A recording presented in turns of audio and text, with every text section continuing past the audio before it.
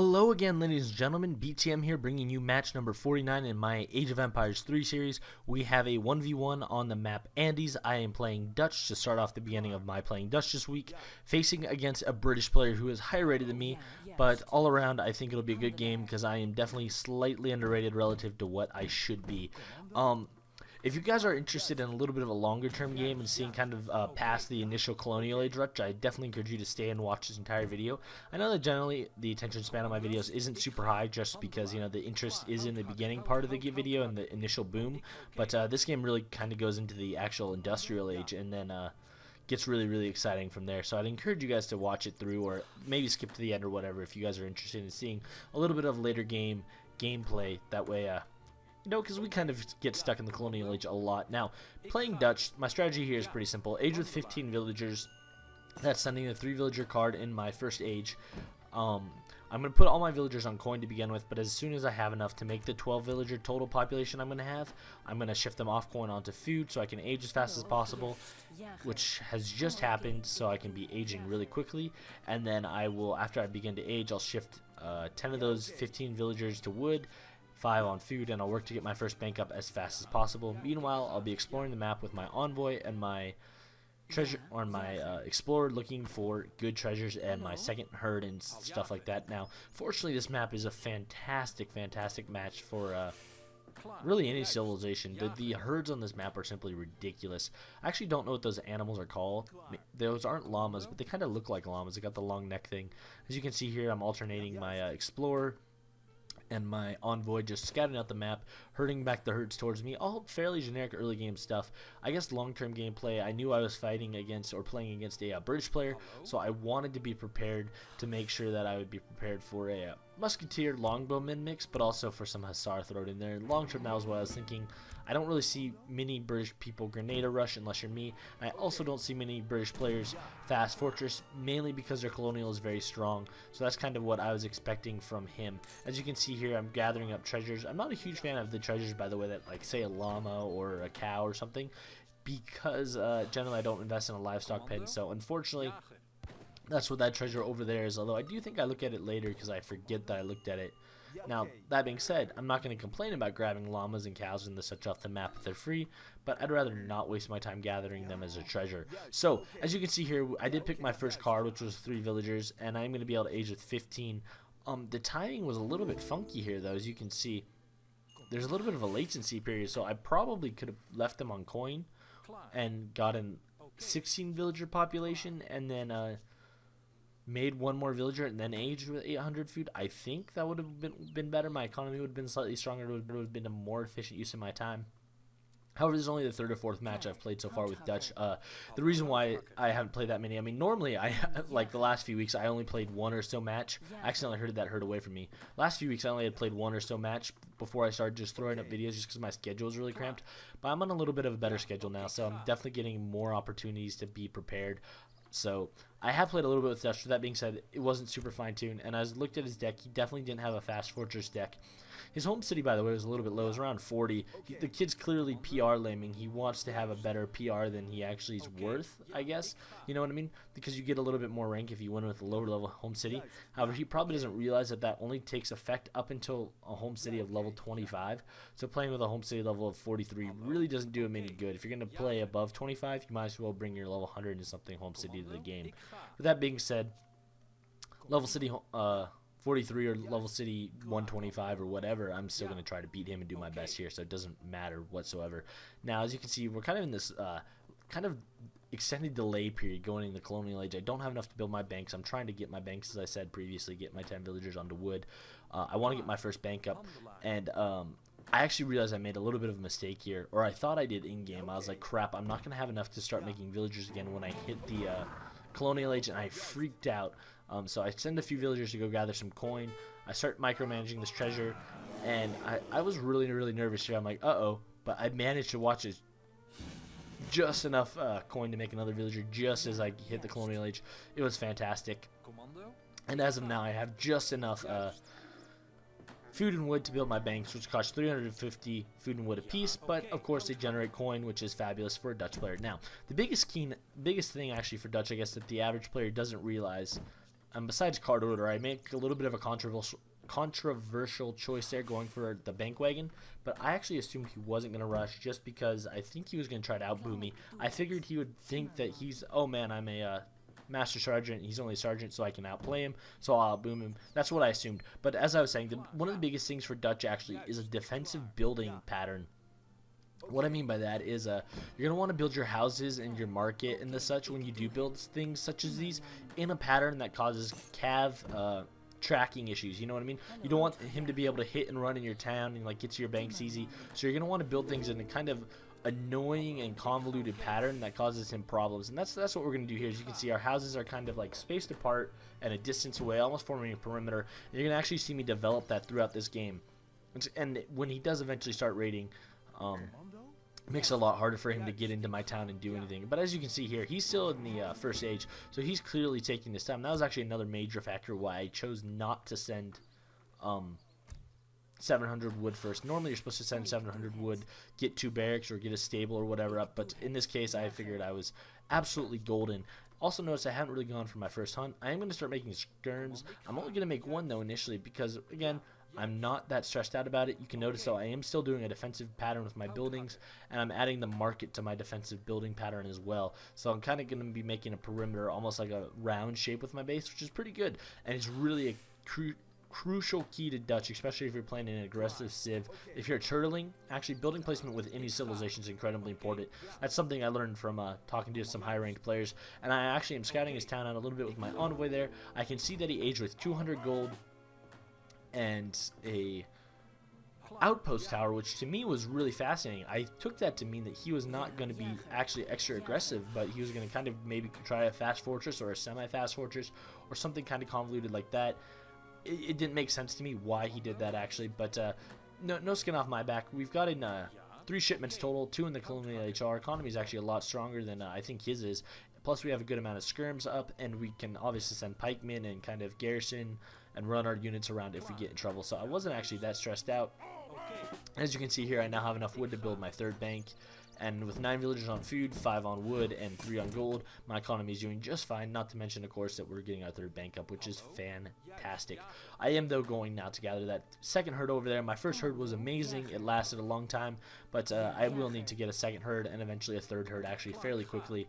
And I did buy market upgrades, by the way. You notice I bought Gang Saw, and I missed it while I was narrating, but I assume I bought the original market upgrade. As you can see here, my 4th card will be the 8 pikemen, and it's just because Dutch are so known for using skirms that I assume that the red player, the British, has to be making Hussar. There's absolutely no, in my mind, there's absolutely nothing he would do, you know what I mean, first if I was playing a Dutch, then make Hussar. Whether I'm going Grenader or I'm going skirms, Hussar definitely a huge, crucial part of any Dutch strategy, in my opinion. Or anti-Dutch strategy, in my opinion. I don't know what I'm saying, guys. I'm sorry. But doing a pretty good job so far this game in terms of micromanagement. Nothing too idle, nothing too bad. We're getting another bank up. And as you notice, the banks and any pathing in our towns are going to be incredibly frustrating for anybody. It's not done yet, but it's not that bad. And I think I accidentally walked away with some of my skirms. And I do want to actually use this game to kind of focus on my hotkey arrangement that I've been starting to use. I've been told a lot to use hotkeys, and it really improves your gameplay. So I kind of want to share what I've learned with you there.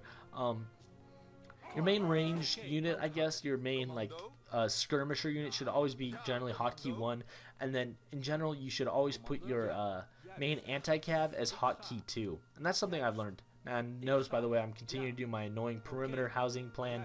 It's going to make any raiding on me frustrating for this guy, and very, very good for me just in terms of having a perimeter, a line of sight, and stopping cav pathfinding. So, but anyway, so hotkey, you're going to want your main range unit to be unit number 1, your main anti-cav to be unit number 2, and then you're going to want to just alternate. You're going to want to have your middle finger on the number 1 key, your pointing finger on the number 2 key, and you're going to want to press them back and forth, and you're going to want to just micromanage them. It's a really, really simple, easy trick, and it makes you way, way better. And as you can see here, I scout out his base just a little bit, and I see some musketeers on the map, so I know that he's definitely going to Hussar mix, which is excellent for me because I'll just keep going with a skirm pikeman mix, and then when I hit the fortress age, which I'm now I think planning to do, I will go skirmisher rider mix and completely decimate him, or at least that's my plan.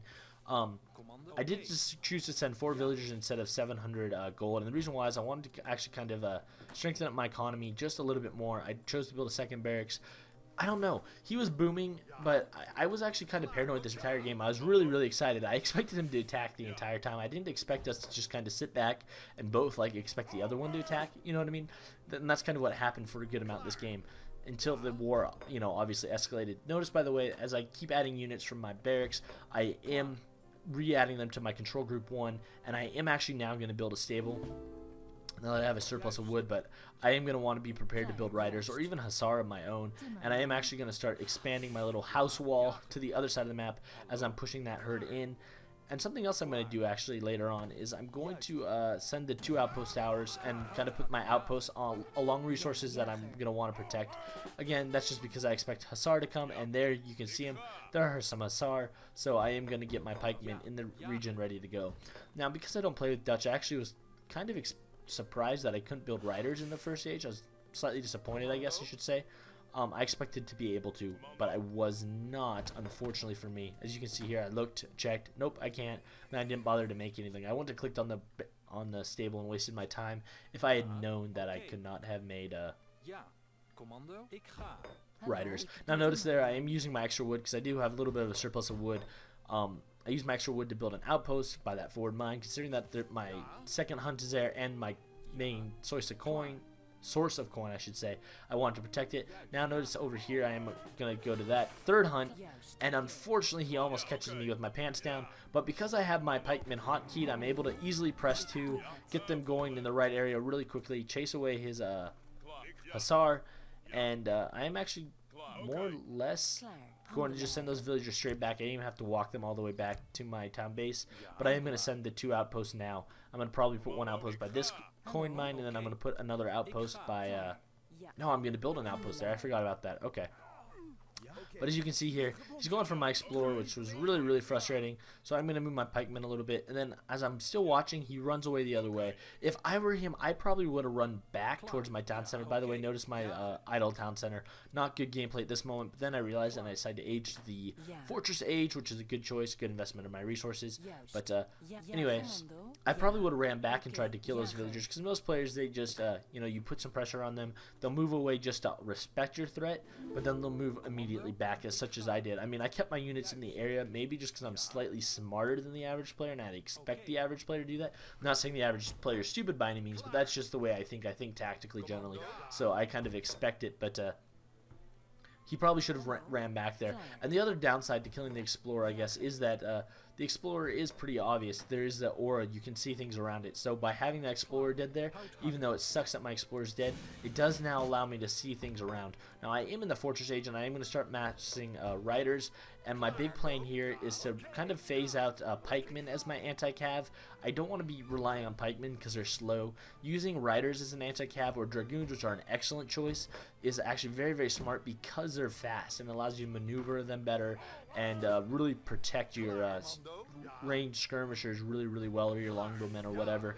Also allows you to protect your cannon better or whatever. So I did get another tower up, and at this point, you know, we're both kind of booming on our separate respective sides of the map, and as you can see here, I moved my pikemen to hotkey 3, and I'm putting the riders on hotkey 2, and I'm going to keep making riders. And at this point, I am going to focus on just, you know, kind of expanding my perimeter a little bit. As you can see, I'm putting a little bit more houses. It's going to make any pathfinding issues for Cav trying to run in a little bit difficult, although my army's actually in front of that, so it's not really a huge deal or a huge benefit yet, but it's not the end of the world. I am going to go pick up my explorer and start marching around with my pikemen. At this point, I was like, well, I don't really need the pikemen. I have riders on the field, and riders are a lot faster than pikemen, so I'm going to actually use the pikemen to hopefully circle around the base and move forward and go attack. Now, I was kind of stumped here on what my first card in the Fortress Age should be.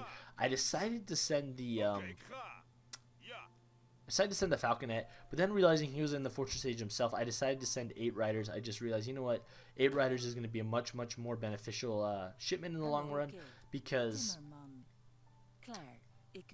he's likely to be massing a Hussar Falconet of his own, and since I only have a 1 Falconet shipment, and I believe British have a 2 Falconet shipment option, it therefore was more important for me to get riders on the field. Notice, by the way, I keep adding all my new riders to the my existing hotkey group. That way, if I ever need to use or ever need to micro my riders, all of them will immediately be ready to go, and I will obviously need to use them. Not yet. Also, at this point, I'm kind of looking now at getting that trading post. It's been sitting by me idle, and I love trading posts, so I'm at least surprised that I didn't grab it that quick. And now at this point, we have 23 riders, and riders are fantastic, so I'm going to actually kind of just nose forward just a little bit. I just want to kind of see what's going on, you know. I want to feel like I'm part of the cool kids club. I noticed he's got manor houses built and the such, so I'm not super thrilled about that, but I do want to just kind of probe a little bit, just see what's up. I want to keep him honest, but I kind of probe forward. I see there's nothing in that area between us, so there's kind of this awkward dead man zone where we're both, I guess, playing pretty defensively, which probably isn't good. We really both should have spread out over the map, and as you can see, I'm still building my houses randomly spaced apart to try to kind of protect me a little bit, but as you can see here, I see the Hussar coming in, and I'm just going to run my villagers to the outpost, not lose a single one. But what I am going to do, knowing that those Hussar are coming, I have my riders on the way, so it's not the end of the world. He's going to try to circle it around, probably not aware that my line of sight's that good, but I happen to have my pikemen in the area, I happen to have my riders in the area. I'm really just going to kind of trap him shut at this point. I'm actually going to walk my pikemen back a little bit just so I can kind of attack him and protect myself. And as you can see here, my riders are going to catch those 5 Hussar, which I think is around, what, they're 120 or 160 resources a pop. So I basically just took away 160 of his resource, or 1,600 or something like that. Over 1,000 worth of his resources, though, with really no loss to myself. So it was a pretty good raid there, good ability there to pick off those Hussar. And I'm going to start sending my pikemen up the side of the map just to see what's going on. But as we can see here, he's got a little bit of a exact same thing I got going on. An outpost, protecting some villagers who are exploiting the resources. So I'm going to ignore those villagers with my pikemen, hoping that he ignores the fact that I'm not attacking them. And I'm actually going to circle around with my riders and pick them off and cut them off from their escape. And just as I do that, just as he happens to decide to run away. So that's actually fantastic at this point. We're going to start mass securing villagers left and right. Riders aren't as good as raiding as, like, let's say Hussar or other units, but they're pretty respectable and they get the job done. So I kill 3 or 4 villagers and I run away, and I get to actually see what he responds with, and he responds with veteran musketeers, which really don't scare me at all, to be honest. But at this point, I am going to send a fort, and I want to put a fort in this region to kind of seal it off and expand my sphere of influence. I am going to add those riders to my growing mass of riders. Now, what, we have 27. Keep making more. I'm going to keep focusing on just, you know, growing my army, growing my numbers. And I am going to actually move those villagers back. I don't want to lose them.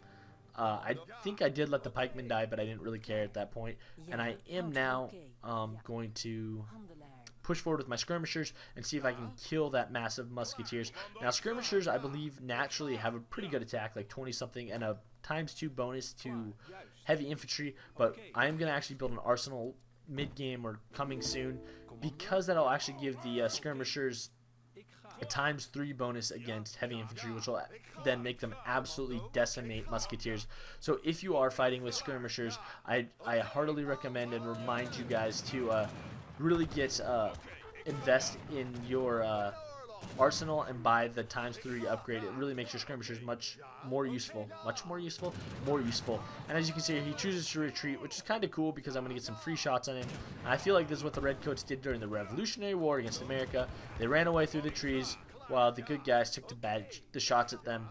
I'm American, by the way, so I guess I kind of am biased to think that the Americans were the good guys, which is fine. You know, my nationality, I'm proud of it. But at this point, considering that all we've seen really from him are musketeers and a few riders, musketeer and a few Hussar, I mean, I'm definitely going to start being a little bit more aggressive and pushing forward, and I'm actually going to make a few grenadiers, just 5, but I'm going to want to actually take down the outposts behind those houses. I'm not going to want to take down those houses, because obviously if you rebuild a British person's manor houses, it's only going to help him in the long run, but I am going to want to take down his outpost behind those houses, as I already said. But let me repeat something else to you. And as you can see here, I am building a little bit of a forward base with some houses and 2 barracks to back up my current existing 2 barracks. I'll double my barrack production. I'm actually hitting 50 villagers and upgrading my mill. So this game's definitely been pretty long term. And unfortunately for me, my riders kind of move forward a little bit more than I would like, but it's not the end of the world. And I am going to upgrade my trading post, and I'm going to start looking towards being a little bit more aggressive on the map. I have enough resources to age to the fortress age, not the Fortress Age, to the Industrial Age, and I think that's something I'm going to look towards doing pretty soon. At this point, I've maxed out my economy, so really I should just push. I mean, and that's what I'm going to start to do. I've been really conservative, and I believe at this point, let me double check. Yeah, I'm actually behind in score to red, which is probably part of a reason why I was a little bit more conservative than I normally would be. But I knew that I could beat him militarily just because the Dutch get 150 military units. I have all 50 villagers more or less, so now it's just up to some military micromanagement, which I felt fairly confident in my ability to do. Now, as you can see here, he's got Hussar on the field, and this is really where you're going to want your anti-cav on a hotkey, because as you can see here, I'm easily switching between my anti-cav and my infantry, my main infantry, really simply just by pressing the 1 and 2 keys. It allows me to mass select them and really keep his Hussar back and keep him honest. It's allowing my skirmishers to be really effective, and it's really protecting my army and allowing my army just in general to be really effective. So all around, it was a it's very wise to put a 1 and 2 split with your army, if not a 1, 2, 3 split when you get some cannon and such. Now, I should have had some cannon, but I didn't. And as you can see here, he's got some Hussar, but he never fully engaged my army actually, which was kind of a downside for him, I guess. Because if he had fully engaged my army, he probably would have been better off rather than just facing all of my army with part of his. But as you can see, we're just pressing 1 and 2 away, you know, picking which micromanaging, I guess. And now what we're going to do with the 4 outpost wagon shipment we sent, which I really like the outpost wagon shipments more so than a lot of other players, but I like them because they allow you to really create some friendly territory to fight in. Territory to fight in. They really allow you to create some friendly territory to fight in and expand, like I said, expand your realm of influence or your sphere of influence, and I feel like that's a really good thing to do. As you can see here, putting those outposts is only going to actually make me a stronger player, and I accidentally put him back. I didn't realize that that outpost was going to be building, so I forgot about that, but I am now going to age to the Industrial Age. There's no point to stay in the Third Age. Economically, he's tap for tap with me. Now it's going to really come down to, can I beat him militarily? I'd like to think I can, if only because I'm allowed to have more military than him, but I'm not quite sure what to do at this point. I was kind of like, well, I mean, I have more than 50 skirmishers, so what I'm going to do is I'm actually going to mass up my more than 50 units together. I'm going to mass my grenadiers. I'm going to mass my grenadiers and my pikemen and my all those units, kind of my grab bag army. I'm actually going to just march them across the army, and then I'm going to kind of circle up along the side just to mess with them. Also notice that I upgraded my towers just because they're there and they're being used. Now, I had a lot of card options in the Third Age. I could have sent military units or mercenaries, and probably both would have been great choices, but I just chose to send my refrigeration and my basic, you know, 4 towers and resources and options such as that. Also notice I have a lot of idle villagers all of a sudden, and I'm switching a humongous segment of my population to farms at this point. I totally missed the 11 villagers on the mine, by the way, that went idle. As you can see here, he decides to kind of march forward with his longbowmen, so I'm going to march forward with my skirmishers, back up my riders, hopefully bait him in with some Hussar. I'm going to make some more riders, but he ends up just backing up and not realizing that it's no skin off my nose if he wants to give me some free units. Not to mention that I now have these outposts here to create some friendly territory for me in terms of fighting. And as you can see, my building placements really allows me to keep an eye on all sides and be fairly well defended. And I'm going to add those riders to my ever-growing mass of riders. Not to mention, I'm now sneaking up just a few units to the side, and my goal is really just to kind of gauge what he does and buy some time while I wait for my Industrial Age upgrade to take effect. I expect him to hit the Industrial Age fairly quick.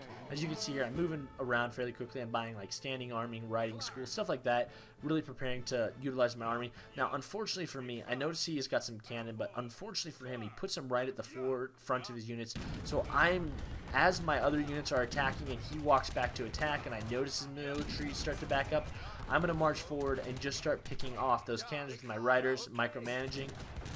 And as I do that, I'm then going to march forward with my skirmishers, and I managed to kill the cannons at this point, all but one actually. Okay, but we managed to actually get some pretty decent kills, but most importantly, we managed to kill the cannons.